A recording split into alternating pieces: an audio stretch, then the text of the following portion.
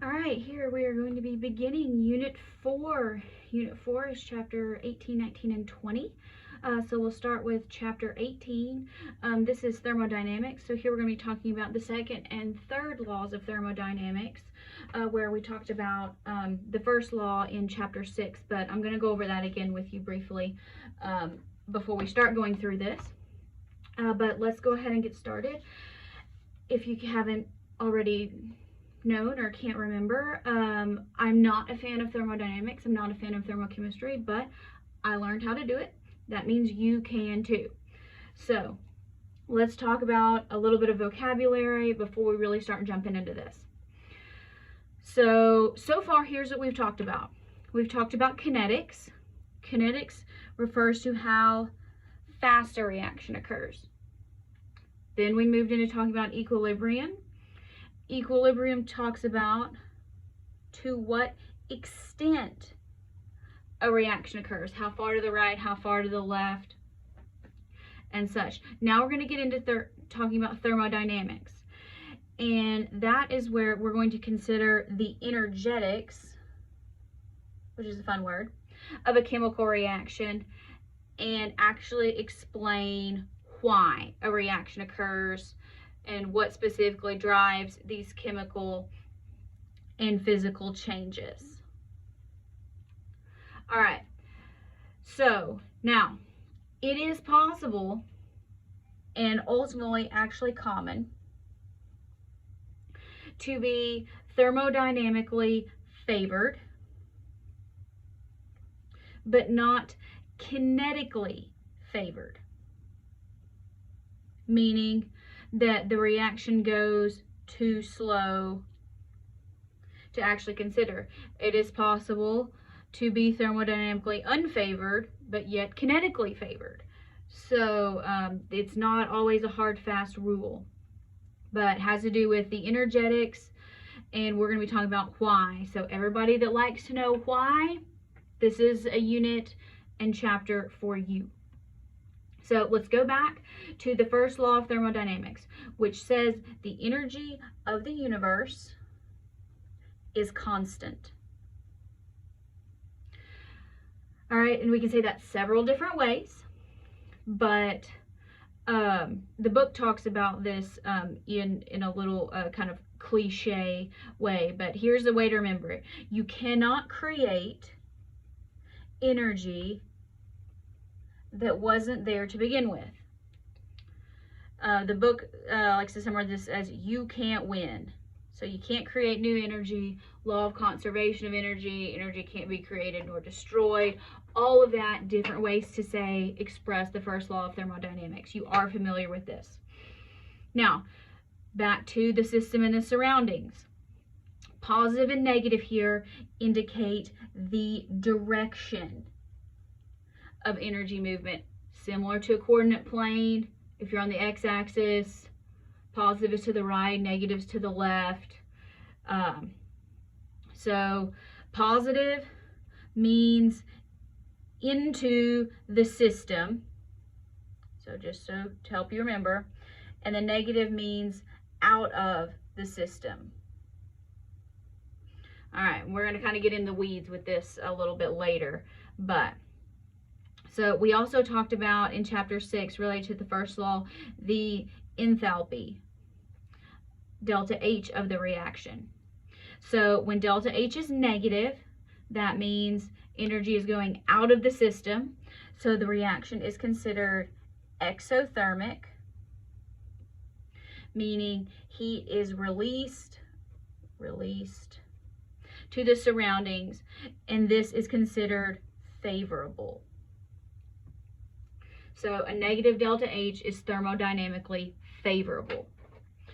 You can have a positive delta H of the reaction. That means it is the opposite. It is endothermic, meaning heat is absorbed from the surroundings, and this is considered thermodynamically unfavorable. Now, if you're still having trouble with this, refer back to chapter 6 in your book. Contact me. I'll try to help you through it. But you've got to be able to identify what the system is and the direction of movement. So make sure you know how to do that. Now, this is a new concept for this chapter. We're talking about spontaneity. The whole goal of thermodynamics is to predict spontaneity, whether a reaction is spontaneous or not. Now, generally, we'll say this as a spontaneous process. Since this is chemistry, we'll refer to it as spontaneous reactions because that's what we're talking about. But thermodynamics also applies to physics, so it can be a process as well. So a spontaneous reaction or process occurs without ongoing intervention. That means the reaction occurs on its own without any human intervention or energy input once you get it going. Turn the page. A non-spontaneous reaction or process means that it is going to require continuous energy input, but it does not mean that it will never happen. So what we can do is, if you have a non-spontaneous process, this is one of the things that we do, and if you're going into engineering, this will be important for you, is you can actually couple a non-spontaneous process to another spontaneous reaction. So you can take the energy released by one spontaneous reaction and use it to fuel a non-spontaneous one. More about that later. But so let's kind of think about this. Think about whether this is something that occurs without any human intervention. That's going to be the key to learning this. So rust formation. Ask yourself, does rust form on its own without any human intervention? Absolutely. It is a spontaneous process.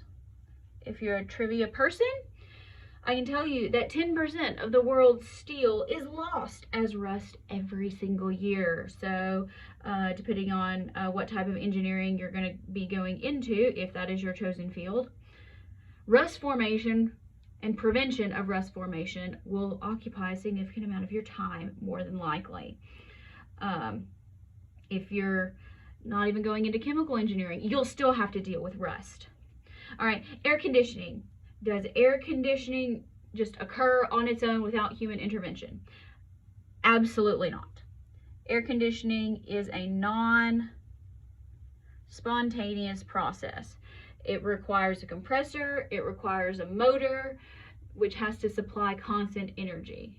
So air conditioning costs money. All right, diamond decomposition into graphite. That you may not be as familiar with, but this is actually a spontaneous process because decomposition tends to be spontaneous. So it's spontaneous, but it is actually very slow. So I have not yet met someone whose diamond jewelry has been decomposed into graphite. So that's good news. So it's important here, I bring this up to say, do not confuse spontaneity with speed. They do not necessarily mean the same thing. So you can say spontaneous does not always equal fast. All right. When ice melts at 0 degrees Celsius and above, does that happen on its own? What's the melting point of water or ice? 0 degrees. So if it's 5 degrees, is the ice going to melt? Yes. So yes, this is a spontaneous process. Now, think about this. Ice melting, is that endothermic or exothermic? It's actually an endothermic process. So think here, this is endothermic, but it's spontaneous. Why? Don't worry, we'll find out. Okay, so spontaneous even though it's endothermic. All right, now, water freezing at 0 degrees Celsius or below. Is this a spontaneous process? This is kind of a trick question. It is actually not. It is non-spontaneous,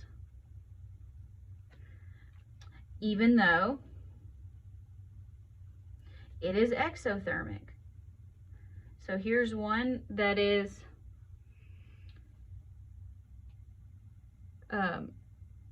has a delta H, an enthalpy that is favorable, but overall it is not favorable.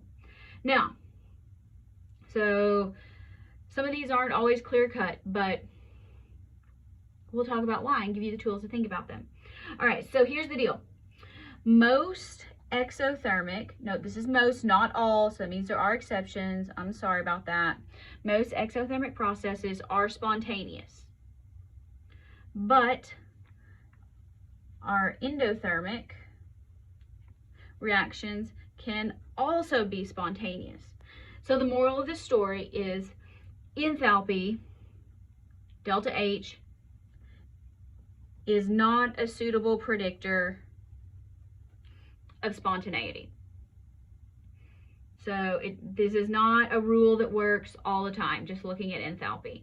So we're going to have to figure out something else, another way to deal with this.